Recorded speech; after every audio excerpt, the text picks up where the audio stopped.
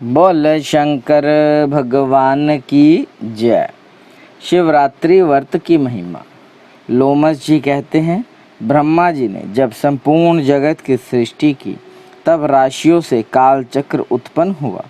उस काल चक्र में सब कार्यों की सिद्धि के लिए 12 राशियां और 27 नक्षत्र मुख्य हैं।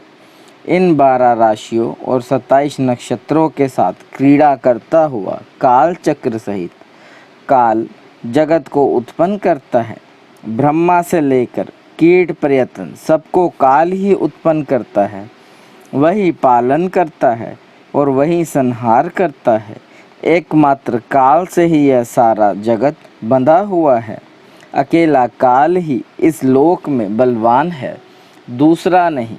अतः यह सब प्रपंच कालात्मक है। सबसे पहले काल हुआ, काल से ही स्वर्गलोक के अधिनायक उत्पन्न हुए। तदनंतरन लोकों की उत्पत्ति हुई। उसके बाद त्रुटि हुई, त्रुटि से लव हुआ, लव से लक्षण हुआ, क्षण से निमिष हुआ और जो प्राणियों में निरंतर देखा जाता है 60 निमिष का एक पल कहा जाता है। 60 पलों की एक घड़ी होती है। 60 घड़ी का एक दिन रात होता है। 15 दिन रात का एक पक्ष माना जाता है। 2 पक्ष का एक मास और 12 महीने का एक वर्ष होता है। काल को जानने की इच्छा रखने वाले बुद्धिमान पुरुषों को इन सब बातों का ज्ञान रखना चाहिए। प्रतिपदा से लेकर पूर्णमासी तक पक्ष पूरा होता है। उस दिन पक्ष पूर्ण होने के कारण ही उसे पूर्णिमा कहते हैं। जिस तिथि को पूर्ण चंद्रमा का उदय होता है वह पूर्णमासी देवताओं को प्रिय है, तथा जिस तिथि को चंद्रमा लुप्त हो जाता है उसे विद्वानों ने अमावस्या कहा है। अग्नि पशवात आदि पितरों को वह अधिक प्रिय है। ये 3 दिन पुण्य काल से संयुक्त होते हैं। इनमें जो विशेषता है उसे आप लोग सुने। योगों में व्यतीत पात, नक्षत्रों में श्रवण, तिथियों में अमावस्या और पूर्णिमा तथा संक्रांति काल, ये सब दान कर्म में पवित्र माने गए हैं। भगवान शंकर को अष्टमी प्रिय है, गणेश जी को चतुर्थी, नागराज को पंचमी, कुमार कार्तिकेय को षष्ठी, सूर्य देव को सप्तमी, दुर्गा जी को नवमी, ब्रह्मा जी को दशमी, रुद्रदेव को एकादशी, भगवान विष्णु को द्वादशी, कामदेव को त्रयोदशी तथा भगवान शंकर को चतुर्दशी विशेष प्रिय है। कृष्ण पक्ष में जो चतुर्दशी अर्धरात्रि व्यापिनी हो उसमें सबको उपवास करना चाहिए।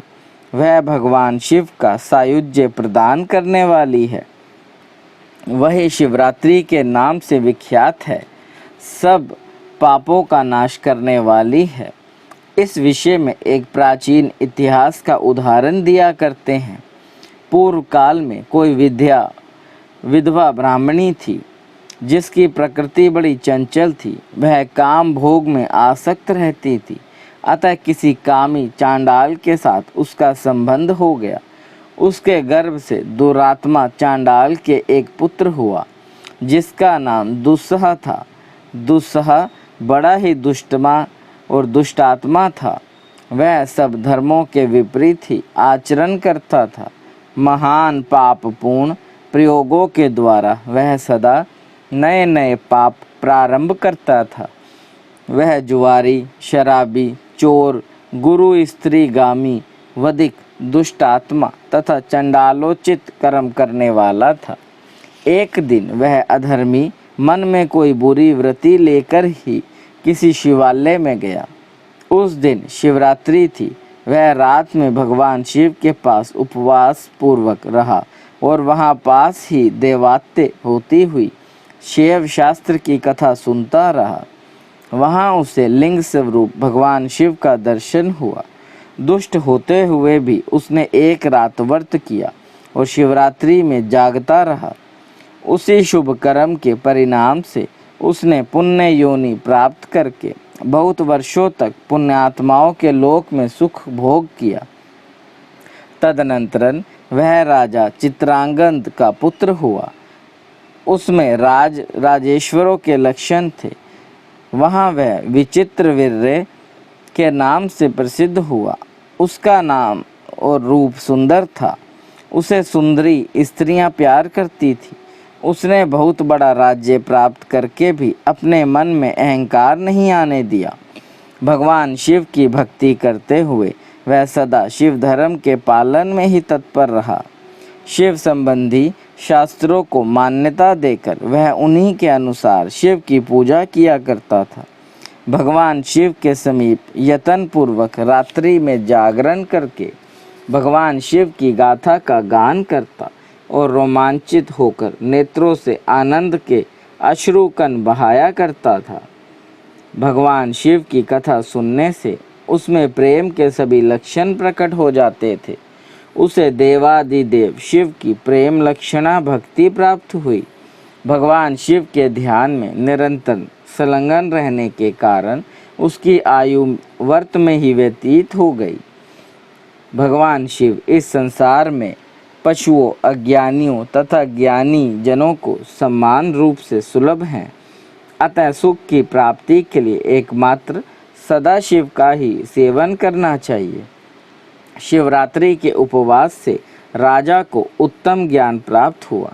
उस ज्ञान से सब प्राणियों में निरंतर समभाव का अनुभव हुआ। फिर एकमात्र भगवान सदाशिव ही सब भूतों के आत्मा रूप हैं। इस ज्ञान का साक्षात्कार हुआ। तत्पश्चात यह अनुभव हुआ कि इस संसार में कहीं कोई भी ऐसी वस्तु नहीं है जो भगवान शिव से रहित हो। इस प्रकार उन्होंने अत्यंत दुर्लभ एवं पुनः प्रपंचित ज्ञान प्राप्त कर लिया। वह ज्ञान विज्ञ पुरुषों के लिए भी अत्यंत दुर्लभ है, फिर औरों की तो बात ही क्या है। राजा विचित्रवीर्य वह ज्ञान प्राप्त करके भगवान शिव के अत्यंत प्रिय भक्त हो गए। शिवरात्रि के उपवास से उन्होंने सायुज्य मुक्ति प्राप्त कर ली। उसी पुण्य के प्रभाव से उन्होंने शिवजी जी की लीला में योग देने के लिए शिवजी जी से ही दिव्य जन्म प्राप्त किया।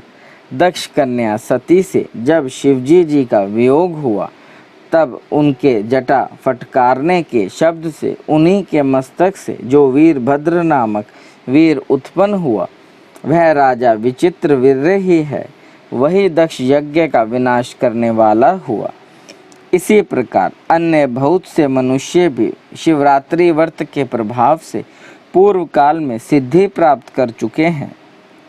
राजा भरत आदि तथा मांधाता, दुंदुमार और हरीशचंद्र आदि नरेश भी इस विचित्रवीर्य द्वारा किए हुए हैं। उत्तम शिवरात्रि व्रत का अनुष्ठान करके ही सिद्धि को प्राप्त हुए हैं। इन सब के अतिरिक्त भी बहुत से कुल इस श्रेष्ठ व्रत के द्वारा तारे गए हैं, जिनकी गणना या वर्ण करना असंभव है। देवादिदेव जगदीश्वर शिव ने अपने वीरभद्र आदि असंख्य गणों के साथ कैलाश में राज्य किया है।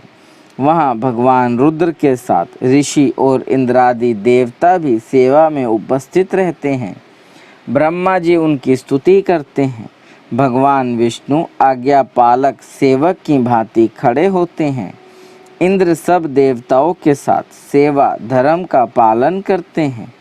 चंद्रमा भगवान के मस्तक पर छत्र धारण करते हैं और वायुदेव चवर ढुलाते हैं। साक्षात अग्निदेव ही सदा उनके रसोई बने रहते हैं।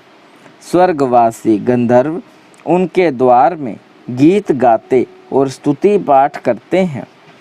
इस प्रकार भगवान महेश्वर कैलाश पर्वत पर अपने प्रतापी पुत्र गणेश और कार्तिकेय आदि के साथ तथा महारानी गिरिराज नंदिनी उमा के साथ महान पराक्रम का परिचय देते हुए राज्य करते हैं। बोले शंकर भगवान की जय। देव देव महादेव करुणा निधान भक्त वत्सल्य शिव शंकर भोलेनाथ प्रसन्न हुई त्रिलोक की राज सदैव अपने चरणाविंदों में लगाए रखे, सद्बुद्धि प्रदान करे। सृष्टि के कर्ता धर्ता संहार हरता, आपसे ही जीवन आपसे ही मरण महादेव। बच्चा पुल्लनहार तुसी बख्शनहार त्रिलोकीनाथ, कृपा दृष्टि बनाए रखे। हर हर महादेव। कर्पूर्ण गौरम करुणावतारम, संसार सारम भुजगेंद्रहारम, सदा बसंतम हृदयारविंदे, भवं भवानी सहितं नमामि। बोल मेरे महाकालेश्वर बाबा की जय।